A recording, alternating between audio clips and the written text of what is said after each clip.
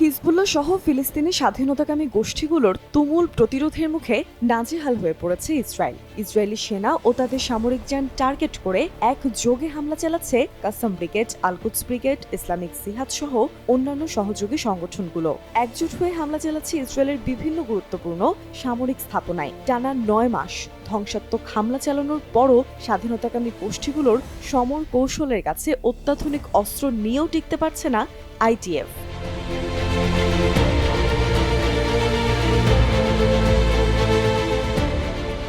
15 জুলাই ফিলিস্তিনি এবং আঞ্চলিক প্রতিরোধ গোষ্ঠীগুলো বেশ কিছু সফল অপারেশন পরিচালনা করেছে। এদিন আল কাসাম ব্রিগেডের অপারেশন ছিল গাজার দক্ষিণে তাল আল হাওয়ার আশেপাশে। সেখানে তারা ইসরায়েলের অবিস্ফোরিত একটি ক্ষেপণাস্ত্র ব্যবহার করে দুটি মেরকাভা ট্যাঙ্কে হামলা চালালে সেনা হতাহতের ঘটনা ঘটে। এখন জন্ম সনদ দিয়ে খোলো বিকাশ স্টুডেন্ট অ্যাকাউন্ট। নিজের বিকাশ নিজে কর। এদিন আল-কুদস ব্রিগেডের যোদ্ধারা নেটজারির ফ্রন্টে মর্টার শেল দিয়ে ইসরায়েলি সেনা এবং তাদের সামরিক যান টার্গেট করে হামলা চালায়। এছাড়া রাফার দক্ষিণে ইয়াবানা ক্যাম্পের আওয়াদুল্লাহ মোড়ের আশেপাশে স্ট্যান্ডার্ড 60 ক্যালিবার মর্টার শেল দিয়ে ইসরায়েলি সেনা এবং সামরিক যান টার্গেট করে হামলা চালায়। একই এলাকায় একটি আবাসিক ভবনের ভেতরে থাকা ইসরায়েলি সেনাদের একটি দলকে টার্গেট করে টিপিজি শেল ছোড়ে তারা। এছাড়া ইয়াবানা ক্যাম্পের ভেতরে ইসরায়েলি সেনাদের সাথে মেশিন গান এবং অ্যান্টি ট্যাঙ্ক মিসাইল দিয়ে ভয়াবহ সংঘর্ষে জড়ায় তারা।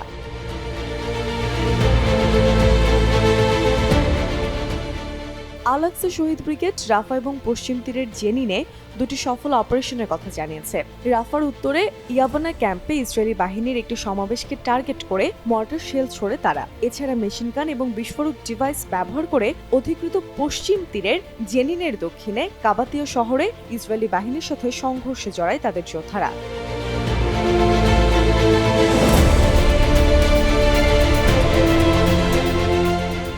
সাম্প্রতিক সময়ে উত্তর সীমান্তে হিজবুল্লাহর সাথে ইসরায়েলের সংঘাত একটি সর্বাত্মক যুদ্ধের কাছাকাছি পৌঁছে গেছে। গাজায় গণহত্যার প্রতিবাদ জানাতে যুদ্ধে এক বিন্দুও ছাড় দিচ্ছে না হিজবুল্লাহ। 15 জুলাইও বেশ কিছু সফল অপারেশনের কথা জানিয়েছে তারা।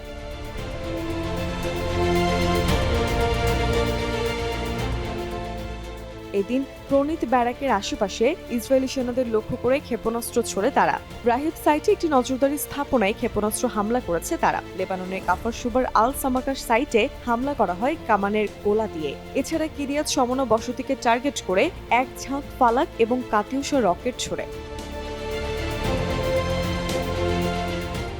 এদিন থেমে থাকেনি ইয়েমেনি সামরিক বাহিনীর হামলাও। ড্রোন বোট, এরিয়াল ড্রোন এবং ব্যালিস্টিক মিসাইল দিয়ে লোহিত সাগরে একটি জাহাজে হামলা করে তারা। এছাড়া একটি নৌ ড্রোন দিয়ে লোহিত সাগরে একটি তেলের ট্যাঙ্কের হামলার কথাও জানিয়েছে। এদিকে ইরাকের ইসলামিক রেজিস্ট্যান্সের সাথে একটি যৌথ অভিযানে ভূমধ্য সাগরে অলভিয়া নামের একটি কন্টেইনার জাহাজেও ড্রোন হামলা চালায়।